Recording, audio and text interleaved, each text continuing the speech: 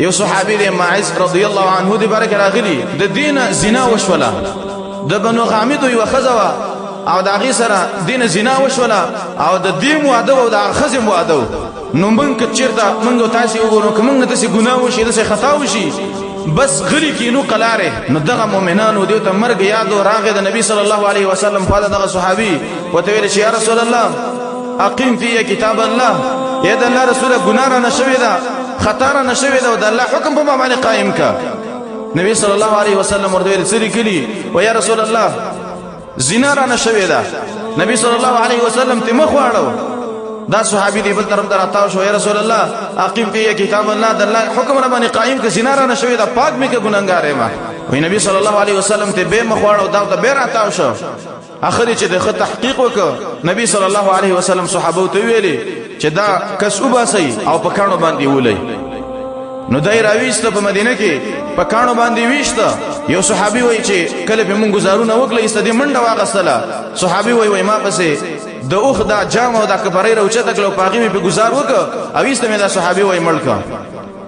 نو دی ولی ځان پیش کو د الله کتاب ته نبی صلی الله علیه وسلم ته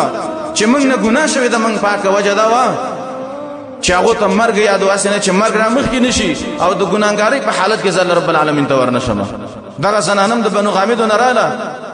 نبی صلی الله علیه وسلم ته ویل چې رسول الله اقیم فی کتاب الله اے د الله رسول ګناه را نشوي د پاکه میکا نبی صلی الله علیه وسلم ورته ویلي داغه په ګډه باندې بچیو وای تلاړه شاکله چې د ماشوم پیدا شوه به براشي وای ماشوم پیدا شوه رااله و یا رسول الله پاکه میکا ګناه را نشوي دا نبی صلی الله علیه وسلم ورته ویلي چې تلاړه شاده ماشوم وړو کېده کله چې دا ماشوم غټ شو خوراک خپل شروع کو به براشي نو روایتو کې راغلي وای دغه سنانه را روانه او ماشوم غټ شو د ماشوم خوراک کو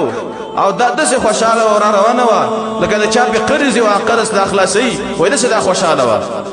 ويرالا او نبی صلی الله علیه وسلم ته ویل چې په ما باندې حد قائم کا نبی صلی الله علیه وسلم صحابه ته ویل چې ورشي کنده وباسي وای کنده دی لويسلا آداب کې ودرېدل او د صحابه په کانو باندې ویشتلا نو یو صحابي هغه وای ما چې بکله گزارو کوی د زنانه وای اورګ ولګیدا دا ګټ په حرکت باندې ولګیدل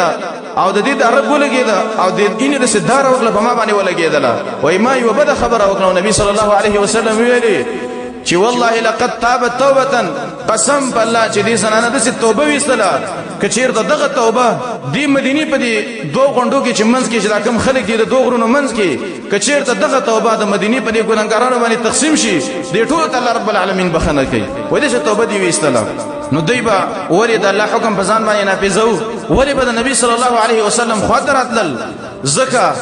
چې دیو کې ایمان او دې ته مرګ یادو چې اسنه د ګناګاری په حالت کې رااله مرګ را نشي ځان به پاکو نو څوک چې مرګ یادې تعجیل التوبه پیدا دا چې دا به توبه زر وباسي دویمه پیدا دا څوک چې مرګ یادې قناعت القلب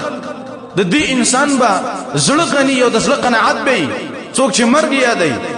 دا بنوي چې یاره خلکو څومره دنیا وګټله خلکو څومره تجارتونه وکړه او ځکه لارې پاتې شوم دا بدانه وي کله چې انسان ته مرګ یادې بلکې قناعت به د زړه مالداري به د صحابه دا د زړه مالداري او د سلف ډیره زیاته وا چې هغه کې څومره استغنا وا څومره به هغه ځان ساته د دې دنیا نه